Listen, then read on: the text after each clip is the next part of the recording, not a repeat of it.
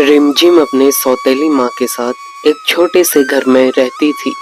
रिमझिम के पिता शराबी थे और आए दिन किसी न किसी से झगड़ते रहते थे।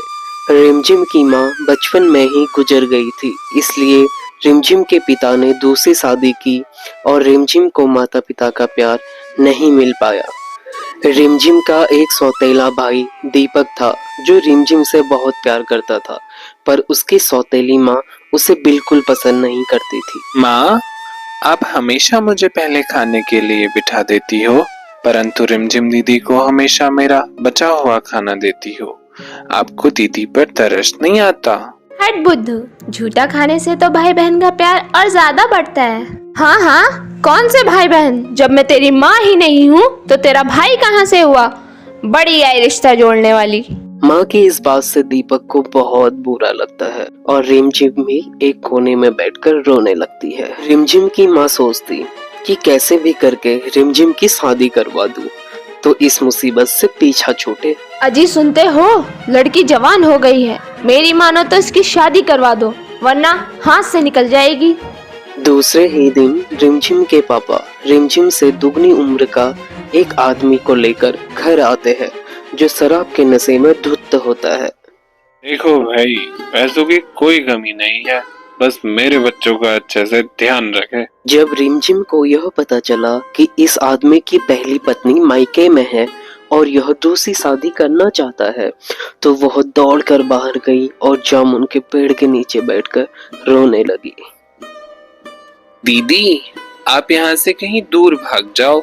माँ ने आपकी शादी के बदले उस आदमी से बहुत पैसे लिए हैं। पर मैं भागकर जाऊंगी भी कहाँ? दीपक, मैं किसी को भी नहीं जानती। वो सब मैं नहीं जानता, आप यहाँ से चली जाओ, वरना ये लोग आपकी शादी उस शराबी से करवा देंगे। शाम होते ही रिमझिम घर से भाग जाती है। चलते चलते वह घने जंगल में पहुंच जाती है, जहां उसे एक औरत मिलती है। बेटी, तुम कौन हो और इतनी रात को इस घने जंगल में क्या कर रही हो? चाची, मेरी सौतेली माँ मेरी शादी एक अधेड़ उम्र के शराबी से कराना चाहती है, इसलिए मैं घर छोड़कर आ गई हूँ। ओ मेरी बच्ची, देखना, तेरे लिए तो एक सुंदर सा राजकुमार सात समुंदर पार से आएगा।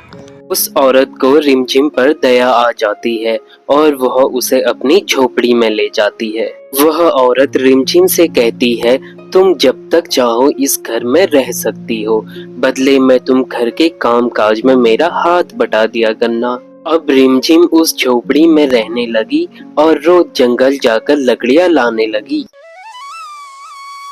इस जंगल से बहुत दूर सात समंदर पार एक राज्य था, जहां आलोक नाम का एक सुंदर राजकुमार रहता था। एक दिन आलोक अपने समुद्री जहाज में समुद्र की सैर करने निकल पड़ा। राजकुमार और उसका मित्र समुद्र की सैर का आनंद ले रहे होते हैं।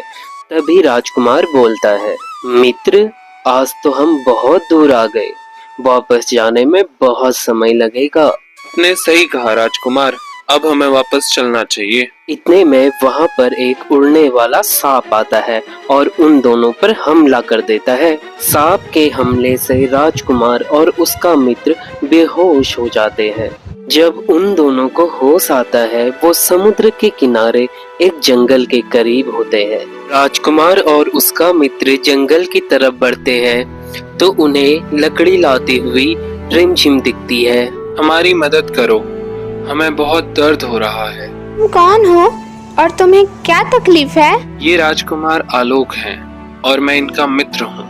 हम दोनों को उड़ने वाले सांप ने काट लिया है। इतना सुनते ही रिमझिम उन दोनों को अपनी झोपड़ी में ले जाती है और उस औरत को सारी कहानी बताती है। वह औरत उन दोनों को औषधि देती है और दोनों मिलकर राजकुमार और उसके दोस्त की सेवा करती है।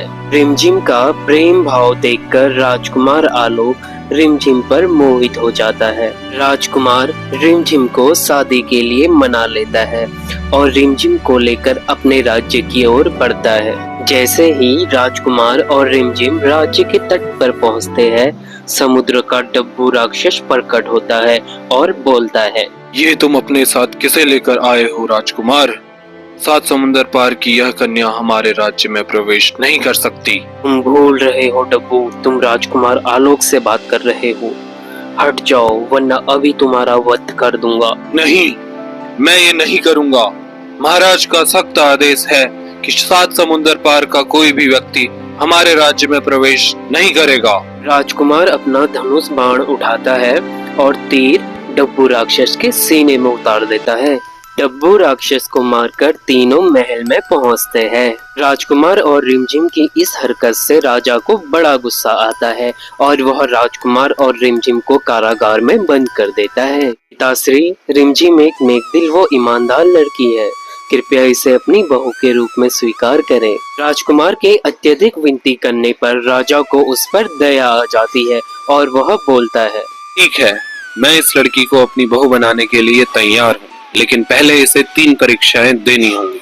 अगर उन 3 परीक्षाओं में यह असफल हो गई तो इसे मृत्युदंड मिलेगा और तुम्हें आजीवन कारावास। रिमझिम की 3 परीक्षाएं शुरू होती है। पहली परीक्षा में रिमझिम से एक ऐसा सवाल पूछा जाता है जिसका जवाब देना बहुत मुश्किल होता है।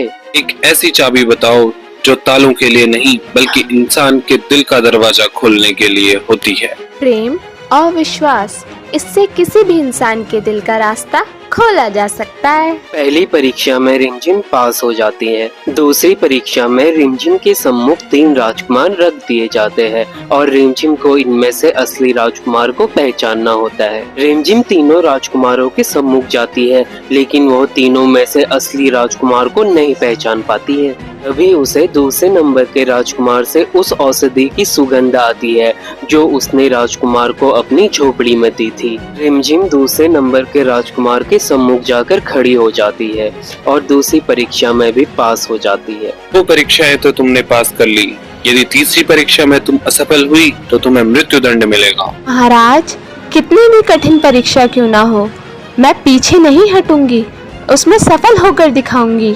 तीसरी परीक्षा में रिमझिम को आग के समुद्र में फेंक दिया जाता है। रिमझिम के स्पर्श से पूरे समुद्र की आग हीरे जवाहरात में बदल जाती है। इस आग से सिर्फ वही इंसान बच सकता था जो सच्चा व ईमानदार हो। रिमझिम, तुम तीनों परीक्षाओं में सफल हुई। अगले ही दिन राजा राजकुमार आलोक का राज्याभिषेक करता है और रिमझिम व आलोक की शादी धूमधाम से करवाता है। इस तरह रिमझिम 7 समुंदर पार रानी बनकर राज करती है और रिमझिम की सौतेली माँ रोज रिमझिम के पापा से मार खाती है। इसलिए कहते हैं दोस्तों, बुरे कर्मों का फल हमेशा बुरा ही होता है। अगर आपको यह कहानी पसंद आई तो प्लीज लाइक, कमेंट और शेयर करें और अगर आप इस चैनल पर नए हैं तो प्लीज हमारे चैनल को सब्सक्राइब करें